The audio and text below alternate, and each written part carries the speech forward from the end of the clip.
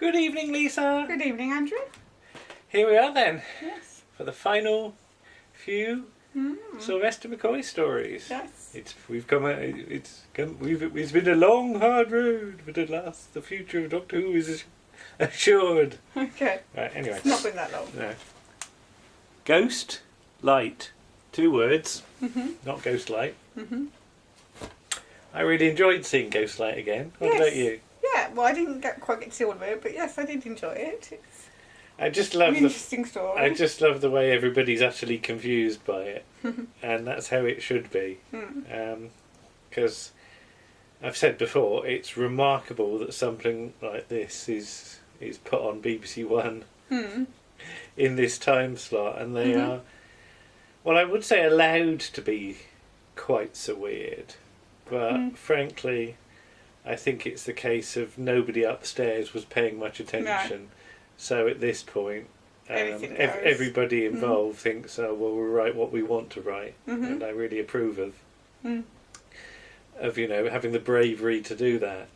So I think part 1 of Ghostlight is probably my favourite single episode of season 26. Just for the sheer difference of it, and the atmosphere, and again, it proves that if you do a story set in the past, the design department know exactly what to do, don't they? They do. Yeah, and even Spaceship's quite good. Yeah, it's not The bad. stone spaceship, you know. I quite like the sort of tubey, glowy things, which I presume are the controls.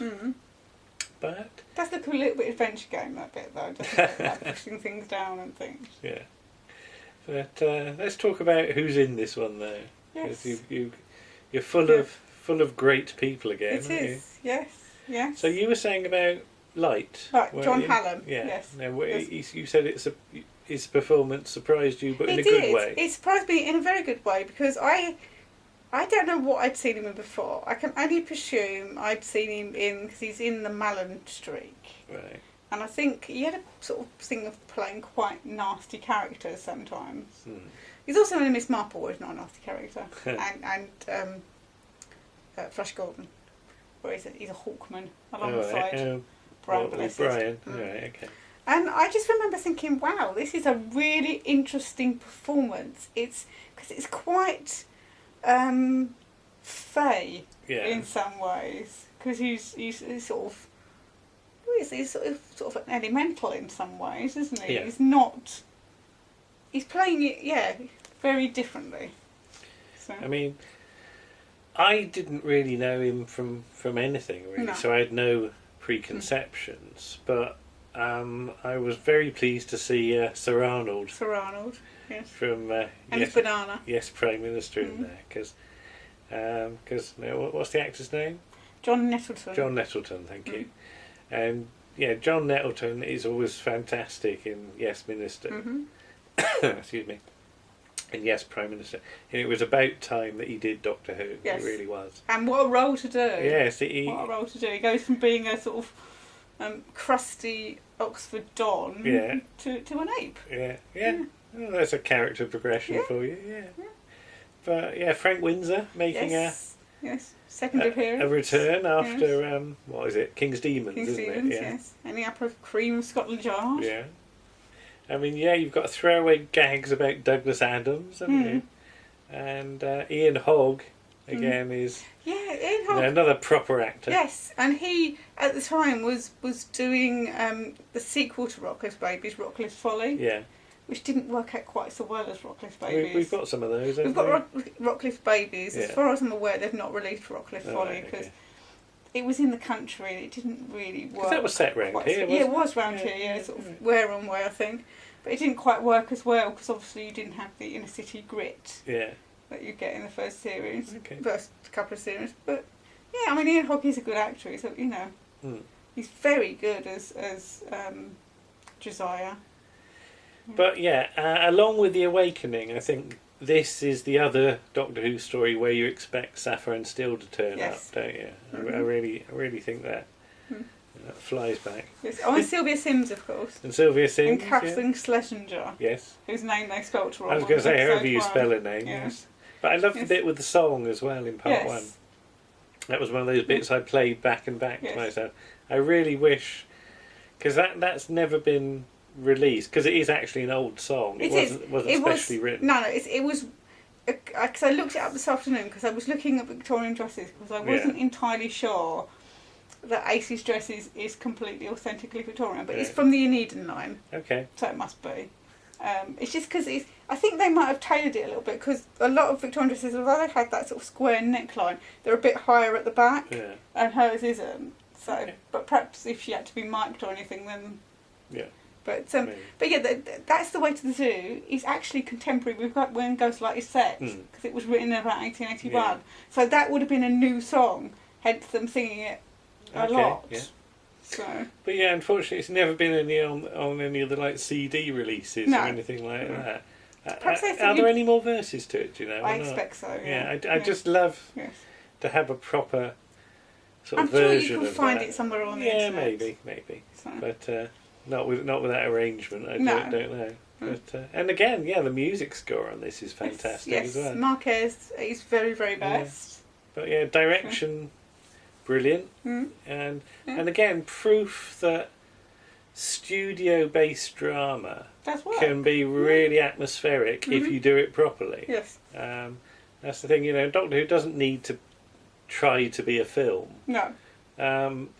I know some people look down on sort of multi-camera studio, but it's an art form in its own right. Television is a thing somewhere between stage and film, and there's a lot of sort of leeway about how you can do it. But for me, Ghostlight really nails, studio drama in Doctor Who. Course, additional cast members. We missed out Sharon Juice and Michael Cochrane. Oh yes, making a return. Yeah, as Redford's Fenric. Yeah. Yes, or he was just credited as Redford's in the Radio Times for episode 1. Don't know. But I like Control because she starts at all sort of animalistic and wanting to be ladylike, and ends up, at the other end, she evolves. Yeah. So, which doesn't please Light. He doesn't like evolution. No. Okay. Yes. Anything else, or should we carry on? Right. Carry on. What's next? Oh, I can barely see this. Apparently, that's the DVD of The Curse of Fenric, but it's been scribbled on by. Oh dear, who's that? Nicholas Parsons. Nicholas Parsons. No, that's Nicholas Parsons. That's Nicholas Parsons. That's Dinsdale Landon, who was a very nice man. Sophie. Yes. And Marquez on the back. Marquez on the back because there was no room on the front. And he didn't want to write across Sylvester's face. Oh, of course, yeah. We met polite. Dinsdale, didn't we? Oh, he was such a lovely man. Because we congratulated him on his performance. Said, blimey, I'd forgotten that. Yeah, we really loved, because he was sitting first, wasn't he? Possibly, on the table, and we said to him, we really love you in this. You're so great. You're really. Because he was really quite old by then. He was, and he stood up and shook your hand. Yeah. Oh, thank you. He was terribly, terribly pleased. But again, a really, really strong story, I think, and a real proper horror story, I think. But again, not being violent, but just being scary. Being scary for the kids, I think, and it motors along, mainly because they've had to do a lot of editing just to make it fit the slot. So the Doctor and other characters, like, they ping from location to location like nobody's business. Yes. Which, if you sit down and think about it, it's really odd, because was it somebody said today about, like, has Dinsdale Landon got some sort of rocket motor in his wheelchair or something? Cause it's Nurse Crane. She pushes him terribly fast. Yeah. But again, some filming down here, Lulworth Cove. Yeah, round Durdle Door. Not round Durdle Door, it's in the middle of the sea. Yeah. But so again, it sort of scores a few points, for that. But I think it's one of the most successful monster races of the McCoy era. Original. The Hemivores. Original ones. And again, any monster coming out of the sea always looks good, doesn't it? You know, sea devils, full circle, all of that. Yes. But yeah, I was going to say you're tying up. Well, it's not really loose ends, but you're knitting stories together with this. With Ace's, you're linking back. Yeah. Now, I could be cynical and say none of this. Excuse me. None of this was probably planned. No. When Dragonfire was done, but they're written by the same author. Yeah. So if anybody has the right to do it, then it's him. Maybe it was in the back of his head. I really don't know. But yeah, another spectacular cast, and Nicholas Parsons giving a performance you wouldn't have expected. No, Nicholas Parsons is superb. Yeah. You know, those moments when he's doubting his faith and whether the war is right, not because of the bombs that are landing on this country, but because of the bombs that are landing on Germany. Yeah. Which is a really interesting way of looking at it. Then you've got sort of Janet Hemfrey, he does such a small part, but he's very good. She's another of these people that perhaps should have been in Doctor Who earlier. Yeah. Because she's in quite a few sort of Dennis Potter things, isn't she? Yes. And she's just got this wonderful face, isn't she? And in the thing I most remember, two things I most remember her in, which is Tipping the Velvet. All right, yeah. And and As Time Goes By. As the housekeeper. She's the housekeeper at his father's house, at Geoffrey Palmer's father's house. She calls him Mr. Lionel. Oh, right, yes. And she always knows what the weather's doing, and, you know, there's a, rain coming in and whatever. Yeah, but again, all location, which again really helps benefits I think. Yeah. I thought I could see another signature on that. That's right. But yeah, fantastic, and really, I think season 26 is when everything really does start to come together. Yeah. And it's a shame because season 26 has really disappointing ratings, mainly because there didn't seem to be a publicity launch. No. At the start, because unfortunately Battlefield scrapes barely above 3 million viewers for its first episode. It slowly starts to build as the season goes along. And I think there was a bit of an emergency press launch halfway through. It's a bit late though. Yeah. But by then half the season's over, and you're sort of scraping by on about 4 or 5 million, which is such a shame because, as I said, after Greatest Show in the Galaxy nearly hit 7 million, I was really hoping it was going to start at about 5 or 6 and do the same. Yeah, and it's the BBC unfortunately not supporting its own show. Yes. Which it still has a tendency to do. Yeah. Because there were parts of Peter Crowley's second season that weren't that well advertised. No. You didn't always get a trailer before they were on, and sticking it at 8 o'clock at night sort of meant that a lot of the kids that like to watch it, although you could make it darker. Yeah. And a bit scarier, but all the kids that wanted to watch it were in bed. Yeah. What about Sylvester and Sophie, sort of, the Doctor and Ace's relationship in this? They've really settled down now. I mean, it's really hard to watch when he has to break faith in him, so that the Ancient One can get through and deal with Fenric. Somebody pointed out that this is sort of reprised in the God Complex. Yeah. The Doctor and Amy, isn't it? So it's interesting to see. I don't know whether that was sort of drawn upon consciously or not, but yeah, I mean, just another great story, really. And I really love the bit when the Hemovores are breaking in and the Doctor's whispering the names of his companions, because they're the ones he has the faith in, and you can't quite hear it in the mix. You hear the odd one or two, but he's got faith in the people he travels with, and that's really lovely because he doesn't always show it. Yeah. Oh, no, Alfred Lynch, of course, who's a supremely hissable baddie.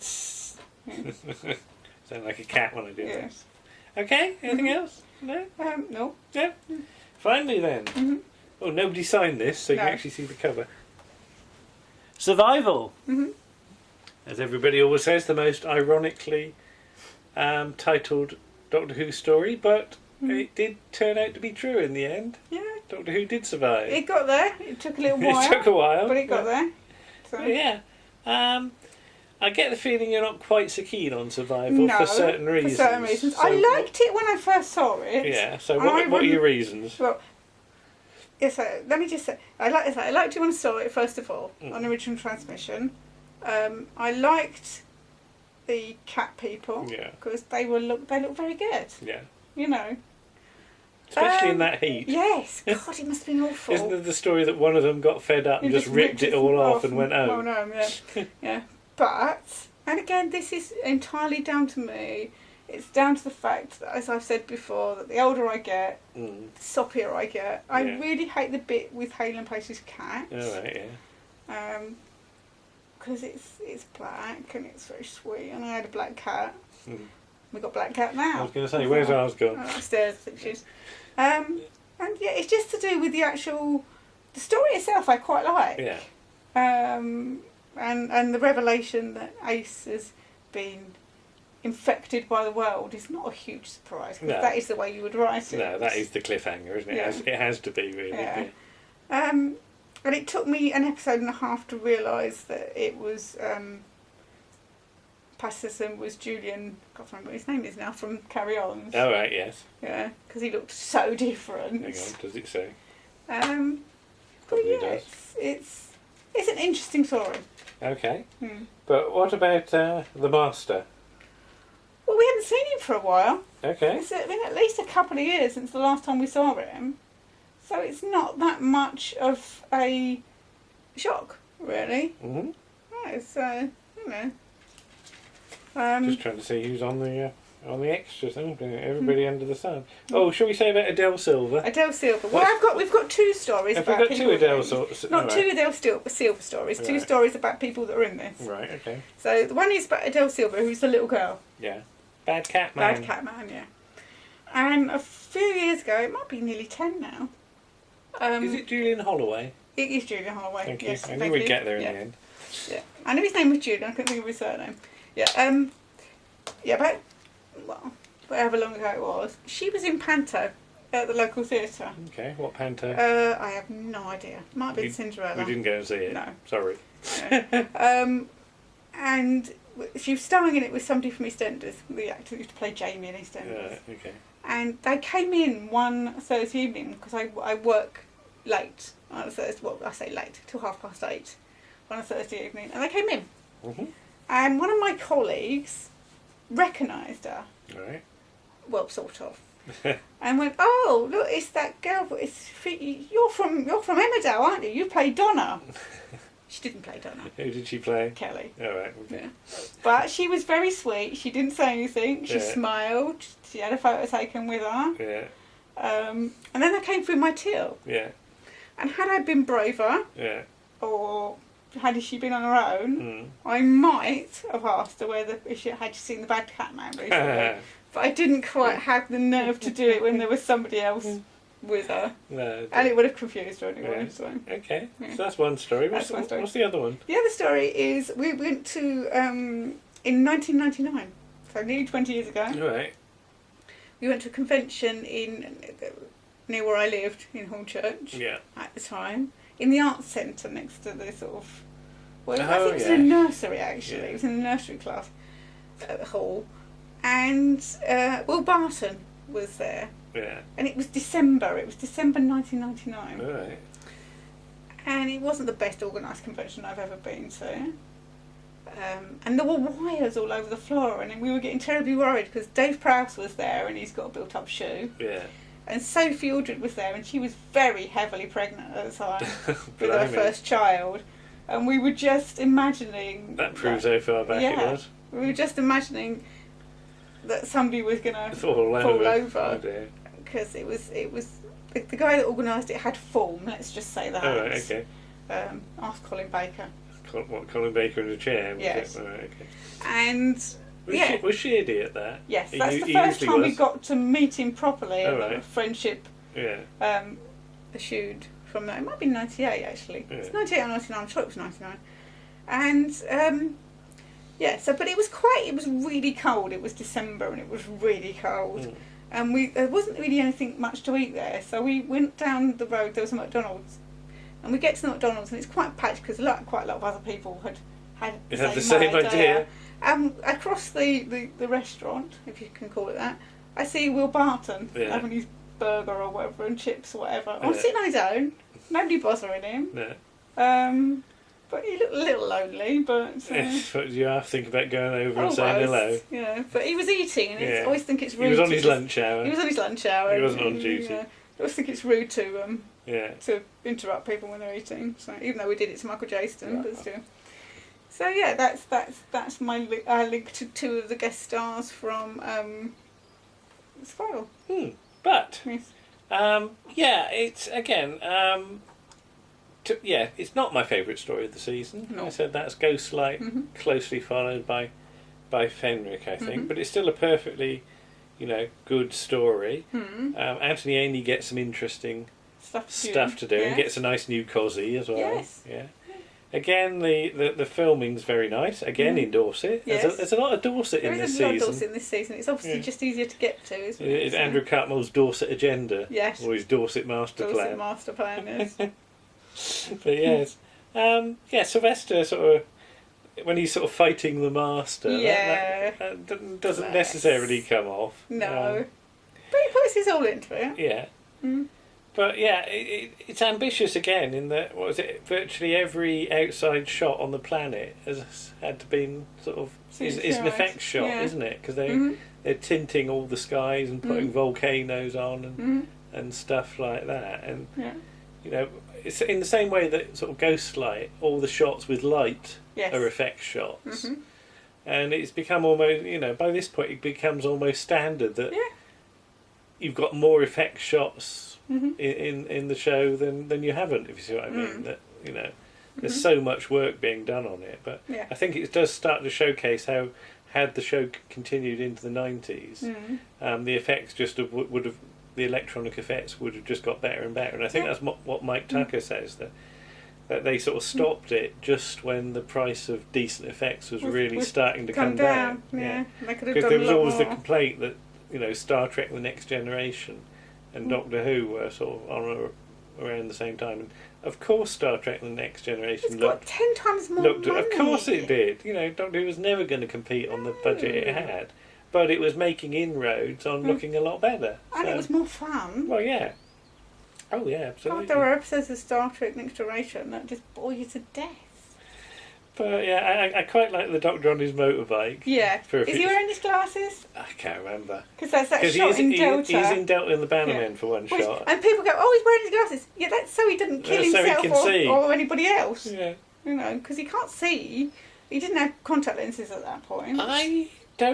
I honestly can't recall whether watching part 3 at the time... You realised? I knew or even began to suspect that it wouldn't be back next year. I really can't remember. I'm trying to think how the dates work for sort of announcements and things like that. But, because I remember, the statements, Doctor Who has got a future on the BBC from sort of, the sort of drama department. And you did sort of take them with a pinch of salt, but on the other hand, I think you were always hopeful that and when it would happen. And I was going to say, this isn't going to be the last Doctor Who video, because there's a couple we can do about it, sort of the in between years, wilderness aren't we? So we can sort of talk about that a bit more in the sort of next couple. But that last shot, they suspect they might not be back. Yes, and so they cover themselves. And Andrew Cartmell writes that wonderfully, doesn't he? Yes. But it's not a full stop. I don't think it's just a pause. It's a pause. And that's that's without knowing one way or the other. That's the only way you can do it. I think. But it is still a nice speech. Because have you been up there? Up that hill? Yeah. Yes. What's it like going up the hill? Steep. Yes. When did you go up the hill? Oh, it was December. Yeah. We didn't get there till late. Who's we? Myself, Elaine, and Russell Buell, I think it was. All right. It's either Russell or Robert, one or the other. Okay. Because whoever it was had a thing about looking at locations. All right. But we didn't get there till about... Now, bearing in mind, it was December. It was not long before Christmas. And bearing in mind how quickly it gets dark in December, we started out, it took us about 25 minutes, and by the time we got to the top of the hill, it was dark, or getting dark, and you couldn't film anything. Was this it's supposed to film it? It was to film, yeah. Okay. Yeah. But you just didn't film it in the end. And so we yomped all the way up there, for and no immediately, and had to yomp all the way back. Yes. And I've never been up there. There you go. Yes, but before we finish, all right, okay. Because I know you've said it. You've said it about earlier seasons, but this season was the first season when I got to the end of it. I decided I obviously I did like Doctor Who, but this was the first season where I really wanted to know more. Okay. So I started to buy Doctor Who magazine. All right. And through Doctor Who magazine, I got to know about the Doctor Who Appreciation Society and joined that. Mm-hmm. And through the Doctor Who Appreciation Society, I got Ray Shift, and through Ray Shift, I met you. Ah, hee hee. So, thank you, Andrew Cartmore, for setting wheels into emotion that you couldn't even possibly think about at the time. Yeah. But they've led to us living here with our cats. Ah, that's nice. Okay, well, thank you, everyone. As I say, we will be back very soon with a bit more. And we'll see you then. Okay. Okay. Bye. Bye-bye.